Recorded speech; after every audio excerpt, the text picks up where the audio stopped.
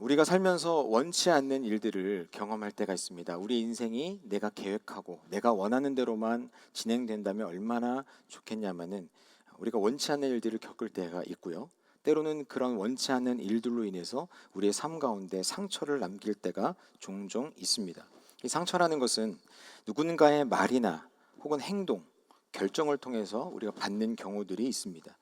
누군가는 나와 전혀 상관없는 아무도 알지 못하는 그런 사람들에게 상처를 받는 경우들도 있고, 지인일 경우들도 있고, 심지어는 가족들을 통해서 상처를 받는 경우들도 있습니다. 어떤 경우에 그 상처가 크거나 혹은 작은 상처가 되는가 하면, 내가 친하다고 생각하는 사람, 내가 가깝다고 생각하는 사람, 내가 더욱더 믿는 사람일수록 그 사람에게 받는 상처가 더욱더 크게 다가옵니다. 상대적으로 그렇다는 거죠. 이렇게 사람들에게 우리가 상처를 받는 경우들도 있고, 혹은 반대로 상황으로 인해서 우리가 상처를 받는 경우들도 있습니다. 무언가를 이루기 위해서 정말 노력하고 열심히 애썼음에도 불구하고 내가 생각했던 것만큼, 내가 기대했던 것만큼 그 결과가 나오지 않으면 또한 그로 인해서 상처를 받는 경우가 있습니다. 누군가가 사람이 나에게 상처를 직접 주지는 않았지만 스스로를 자책하거나 혹은 내 능력에 대해서 의심을 하거나, 또한 내가 다시금 그 일에 대해서 도전할 동력을 잃어버릴 때도 있습니다. 사람에게 받는 상처는 가까운 사람일수록, 믿는 사람일수록 그 상처가 크고요. 또한 자신의 노력이나 결과에 대한 상처는 언제가 크냐면, 열심히 노력하면 노력할수록, 내가 최선을 다하면 최선을 다할수록 그 결과에 대해서 우리는 실망하거나 상처를 입게 됩니다. 그래서 기대가 크면 실망도 크다, 이런 말 있지 않습니까? 혹 우리 여기 이 자리에 계신 우리 성도님들, 학창 시절에 공부를 잘하시는 편이셨습니까? 아니면 중간이셨습니까? 아니면 저 밑에 다른 사람을 떠받치고 있는 그 자리에 계셨습니까? 제가 표정 보니까 다들 잘하신 것 같아요. 표현 잘하신 걸로 제가 믿겠습니다. 다 등수 안에는 들었으니까 다 잘하신 걸로 생각하겠습니다. 근데 우리가 학창 시절 때 보면 시험이 끝나고 나면 꼭 어떤 애들이 있냐면 우는 애들이 꼭 있잖아요. 우는 애들이 꼭 있었어요. 답을 체크하고 그 자리에서 우는 애들을 보면, 여러분 보시기에 주위에 본인이 울었던 분들도 계시고 우는 사람을 본 적도 있으실 텐데, 어떤 애들이 웁니까? 꼴찌 하는 애들은 안 웁니다. 중간쯤 하는 애들도 안 울어요. 일단 시험이 끝났기 때문에 걔네들은 책가방 들고 밖으로 뛰쳐나갑니다. 놀러 가는 거죠. 근데 어떤 애들이 울어요? 공부를 또 잘하는 애들이 울어요. 울고불고 해서, 저는 우는 사람은 아니었거든요. 울고 부는 학생이 있어가지고 야, 너 시험을 얼마나 못 봐서 그러냐 하고 가보면 보통 몇 개 틀려요? 한 개나 두 개 틀려요. 재수없는 친구들이 꼭 어디 가나 있어요. 나는 그보다 더 많이 틀려도 울거나 분하지 않은데, 그 친구들은 한 개나 두 개밖에 안 틀렸는데 울고 불고 막 그래요. 분해해요. 그런데 저는 그때 당시에 그 친구들을 보면서 아우 정말 재수없다 이렇게 생각을 했습니다만, 생각해보면 그 친구들은 정말 분하고 억울하고 스스로 미웠을 수도 있어요. 왜 그래요? 누구보다 열심히 공부했고 정말 열심히 노력했는데 내가 생각하고 내가 원하는 점수가 안 나왔으니까 얼마나 힘들었겠어요. 여러분 인생도 마찬가지죠. 누구보다 열심히 일합니다. 쉬는 시간, 자는 시간 줄여가면서 일하고 성실하게 일했는데, 내가 생각하고 내가 기대했던 그 결과가 나오지 않으면 그 결과로 인해서 상처를 받을 때가 있어요. 내가 못나서 그런가? 내 수준은 여기까지밖에 안 되나? 나는 그저 그런 사람인가? 이런 생각들을 하게 됩니다. 공부도 인생도, 그리고 여러분 신앙에서도 우리가 그런 생각들을 할 수 있습니다. 여러분 우리 한국 사람, 대한민국 사람들은요 정말 열심히 살아요. 그런데 신앙생활도요 정말 열심히 해요. 신앙생활 하는 분들도 보면 우리 대한민국의 신앙인들은 정말 열심히 살아요. 주일 오전 예배, 저녁 예배, 새벽 예배, 수요 예배, 금요기도회, 구역 예배, 기관 모임, 선교회 모임 등등등등, 그 모임들이 엄청나게 많아요. 사람들마다 조금씩 개개인적으로 다르긴 하겠지만요, 대체적으로 보면 한국 사람들은 일도 열심히 하지만 신앙생활도 정말 열심히 합니다. 그러다 보니까 앞서 말씀을 드렸던 것처럼 신앙생활도 열심히 하시는 분들이 상처를 받는 경우들이 꽤 많습니다. 신앙생활을 대충 하시는 분들, 적당히 하시는 분들은 상처를 좀 덜 받는 편이지만, 정말 열심히 신앙생활 하시는 분들, 지금 이 자리에 나와서 수요일에도 하나님의 말씀을 듣기 위해서, 기도하기 위해서 이 자리에 나와서 예배 드리신 여러분들도 열심히 신앙생활 하시잖아요. 그러다 보니까 때때로 하나님 앞에 신앙생활하면서 상처를 받는 경우들이 꽤 있다는 겁니다. 내가 이렇게 열심히 봉사하고 앞에 찬양도 하고 기도도 하고 헌신하고 봉사하고 예배드리고 이렇게 열심히 했는데 내 삶에서는 하나님의 역사가 잘 안 나타나는 것처럼 느껴지면 그게 진짜 상처가 돼요.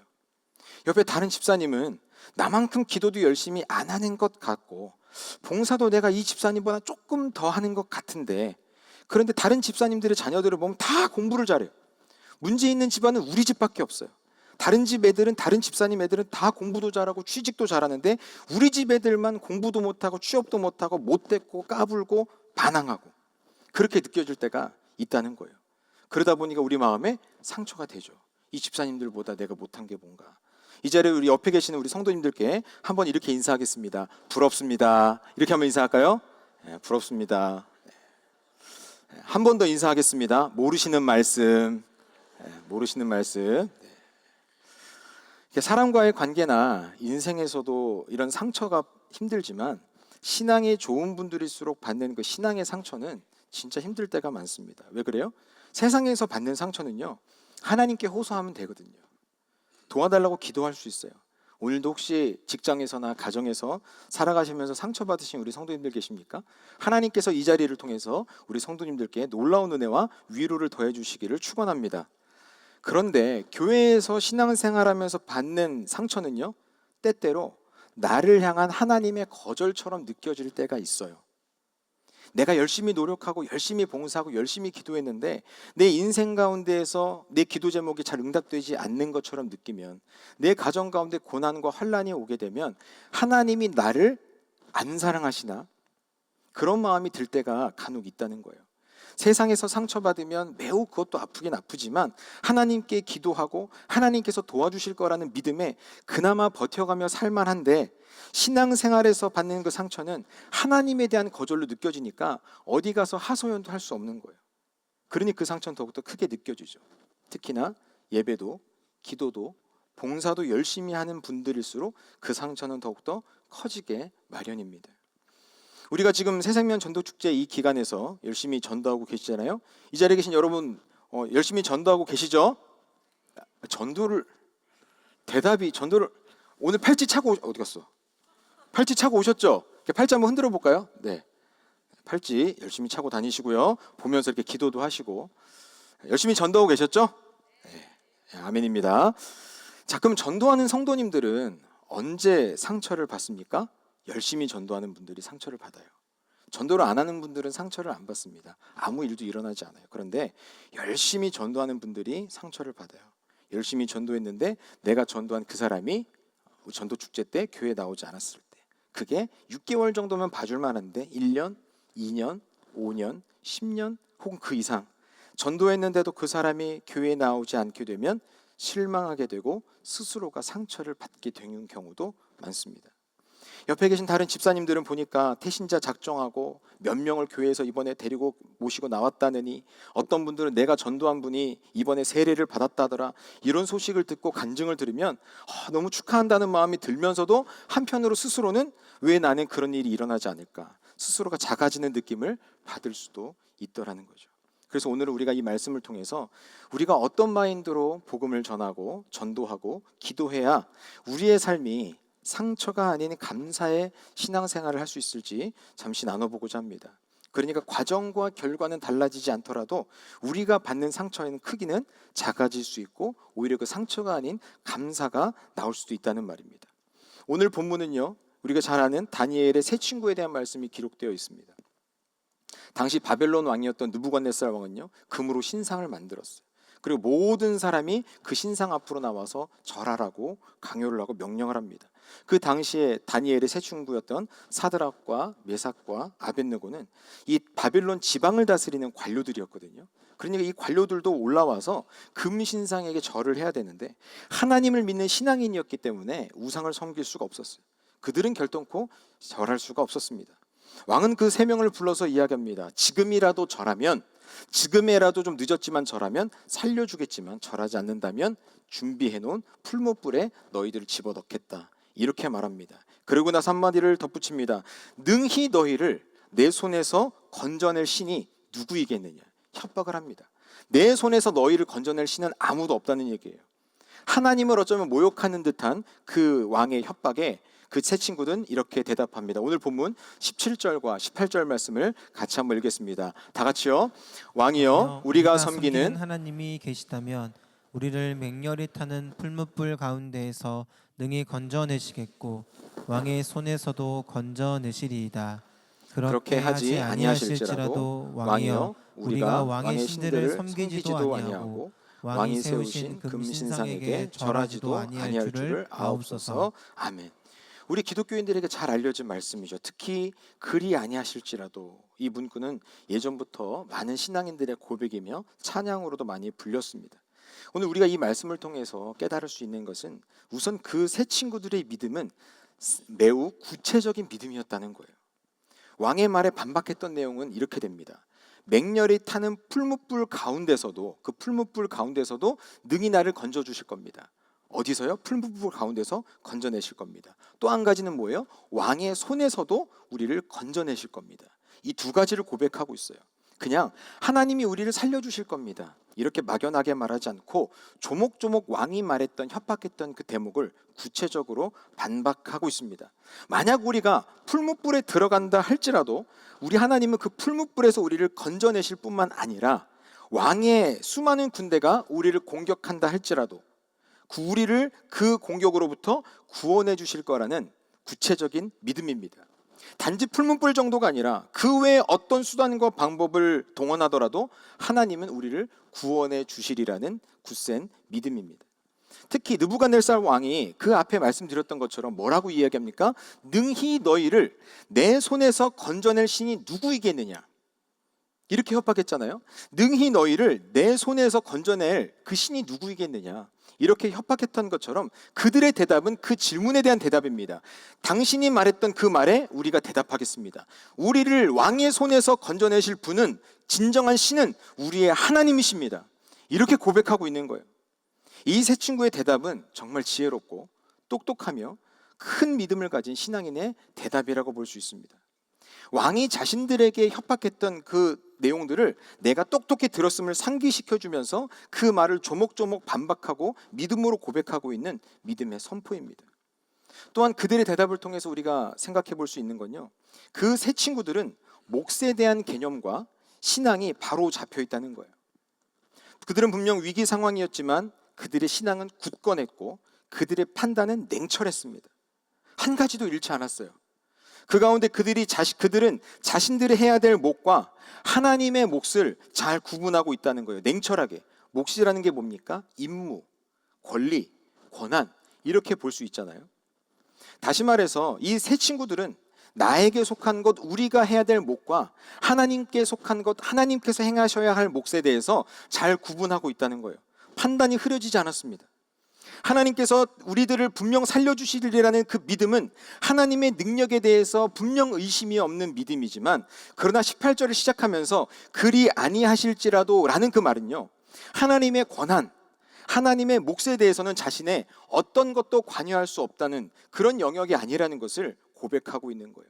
종합해서 말씀을 드리자면 하나님은 우리를 충분히 살려내실 수 있는 능력의 하나님이신데 그 믿음에 대해서 우리는 흔들리지 않는데, 근데 그 능력의 하나님께서 우리를 살려주시든 혹은 살려주시지 않든 간에 그 선택은 우리의 몫이 아니라 하나님의 몫이라는 거예요. 우리를 살려주신다면 우리를 살려주신 하나님의 은혜에 감사할 것이고, 혹 우리를 살려주시지 않는다 할지라도 그거는 하나님의 능력이 부족해서가 아니라 하나님께서 또 다른 선택이 있으신 거기 때문에 우리는 하나님의 선택에 대해서, 하나님의 몫에 대해서 그것을 판단할 권한도 없고 그것을 판단할 이유도 없다는 고백이에요. 나하고는 상관없다는 거예요. 하나님이 하실 일이라는 말인 거죠. 여러분, 이 하나님의 몫을 다른 말로 하면 하나님의 주권이라고도 볼 수 있습니다. 이 세 친구는요, 하나님의 능력뿐만 아니라 하나님의 주권을 온전히 인정하고 있는 담대한 믿음을 그 사람들 앞에서 보여주고 있습니다. 그리고 그 세 친구가 이렇게 고백합니다. 그들의 이어지는 고백의 내용이 무엇입니까? 우리가 왕의 신들을 섬기지도 아니하고 왕이 세우신 금신상에게 절하지도 아니할 줄을 아옵소서, 이렇게 담대하게 고백합니다. 왕의 신들을 섬기지도 않는 것, 금신상에게 절하지도 않는 것, 이건 누구의 몫인 거예요? 우리들의 몫인 거예요. 하나님의 몫이 아니라 자신들의 몫이죠. 새 친구들의 몫입니다. 신앙을 지키는 것, 온전히 하나님만 섬기고 우상에게 절하지 않는 것은 하나님께서 하나님의 백성에게 주신 율법입니다. 그 율법을 지키는 것은 하나님의 백성들의 몫입니다. 이 새 친구들에게 주어진 몫이며 오늘날을 살아가는 우리 모든 그리스도인들에게 주신 몫이기도 합니다. 이 새 친구들은 자신들에게 주어진 몫은, 그 몫은 우리가 행해겠다는 의지를 보여주고 있습니다. 근데 여기서 더 중요한 건 뭐예요? 우리가 그 몫을 행함에 있어서 하나님의 몫과는 상관이 없다는 거예요. 하나님께서 어떤 선택을 하시든 그것이 우리가 지켜내는 우리의 몫에 영향을 주지 않고 우리는 그저 우리가 행해야 될 몫을 행하겠다, 이렇게 굳은 의지를 보여주고 있어요. 왜요? 하나님의 몫은 하나님의 것이고 우리의 몫은 우리의 것이니까요. 이것이야말로 하나님의 주권에 대한 온전한 인정이며 신앙인 줄로 믿습니다. 우리 함께 드리는 우리 성도 여러분, 그런 담대한 신앙 고백의 결과가 뭡니까? 결국 우리가 아는 것처럼 그 새 친구는 풀무불에 들어갔습니다. 그러나 하나님께서 그들을 건져주셨습니다. 살려주셨습니다. 풀무불을 7배나 뜨겁게 해서 오히려 그 새 친구들을 그곳에 넣는 자들마저 태워버릴 정도로 맹렬히 타는 그 불길이었지만 정작 그곳에 들어간 3명의 친구는 아무런 해를 입지 않았습니다. 우리는 이 말씀을 읽으면서 나도 그렇게 신앙을 지키겠노라고 다짐하지만 동시에 우리는 무슨 기대를 해요? 그러면 나도 그 새 친구들처럼 풀무불에 들어간다 할지라도 하나님이 우리를 건져주실 거라는 기대감도 하는 것이 사실입니다. 여러분, 우리가 이런 기대를 하는 것 자체가 잘못된 것은 아닙니다만 오늘의 핵심은 내 몫과 하나님의 몫을 잘 구분하고 하나님의 몫은 하나님께, 하나님의 주권은 그저 하나님께 맡겨놓고 우리는 내려놓으라는 거예요. 여러분, 반대로 이런 경우들도 있죠. 믿음을 온전히 지켰음에도, 하나님의 사명을 온전히 감당했음에도 하나님의 선택이 이와 같지 않게 나타났던 경우도 있지 않습니까?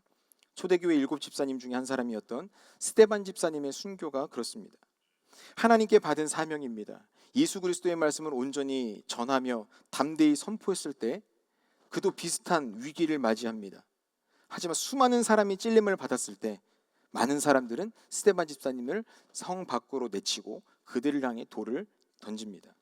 그때 우리가 기억했던 이 풀무불에서 일어났던 그 하나님의 기적이 일어난다면 참 좋았겠습니다만 어쩌면 그리스도인들은 그 장면에서 그 모습을 기대했을지 모르지만 그 어떤 기적도 일어나지 않았습니다. 그저 하나님은 그 스데반 집사님의 영혼을 온전히 받으셨습니다.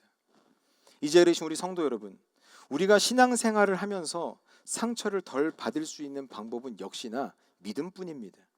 그런데 그 믿음은 어떤 믿음이냐면요, 몫을 잘 구분하는 믿음입니다. 내가 할 몫은 최선을 다하되 하나님의 몫은 하나님의 것으로 인정하고 내려놓는 겁니다. 하나님의 몫, 하나님의 선택, 하나님의 주권에 대하여는 오직 하나님의 것임을 인정하고 하나님의 뜻과 하나님의 선택에 대해서는 내가 생각하지 못하는 뭔가가 있겠지, 막연해도 괜찮습니다. 이해가 안 돼도 괜찮습니다. 보이지 않아도 괜찮습니다. 그저 하나님의 것은 하나님의 것으로 내려놓는 그 믿음을 갖는 것이 우리에게 필요합니다. 여러분, 우리는 연약한 인간이기 때문에 내 몫을 행하는 것만으로도 버겁게 느껴질 때가 많습니다. 그리고 열심히 내 몫을 감당하고 행할수록 하나님을 향한 기대가 커져가는 것도 당연합니다. 그러나 그 몫을 구분하고 하나님의 몫에 대한 생각을 내려놓을 때 우리는 최선을 다하되 동시에 참된 평안을 누리는 신앙생활을 그때서부터 할 수 있게 됩니다. 이 자리에 계신 우리 성도 여러분, 우리가 지금 새생명 전도축제 기간을 보내고 있는데요, 전도할 때에도 우리가 그런 마음으로 전도할 수 있기를 바랍니다. 여러분, 우리의 몫은 뭐예요? 전도하는 겁니다. 복음을 전하고 교회에 초청하는 것, 이게 우리의 몫이에요. 밥을 사주든 커피를 사주든 그 뭘 하든지 간에 그것은 우리의 몫입니다. 하나님께서 우리에게 주신 사명이고 명령입니다. 땅끝까지 복음을 전하는 것이죠. 그리고 우리 영혼을 구원하는 것은 누구의 몫이에요? 하나님의 몫이에요. 우리의 몫이 아닙니다. 그 영혼을 받으시고 영혼을 구원하는 것은 하나님의 몫이에요. 만약 이번에 우리가 전도해서 초청한 분이 처음 우리 교회에 와서 그 순간 하나님 앞에 은혜를 받고 그분이 구원을 받는다면, 물론 데리고 오신 여러분들도 잘하셨지만 그 선택은, 그 영혼을 선택하신 것은 하나님의 선택이며 하나님의 주권에 있는 거고요. 혹은 2번, 혹은 3번, 그 이상의 오랜 기다림이 필요하다면 그건 역시도 하나님의 몫입니다. 우리의 몫은 그 영혼이 구원받느냐 받지 않느냐를 판단하는 게 아닙니다. 우리의 몫은 그저 초청하는 겁니다. 전하는 거예요. 이번에 안 되면 어떻게 해야 돼요? 다음에 또.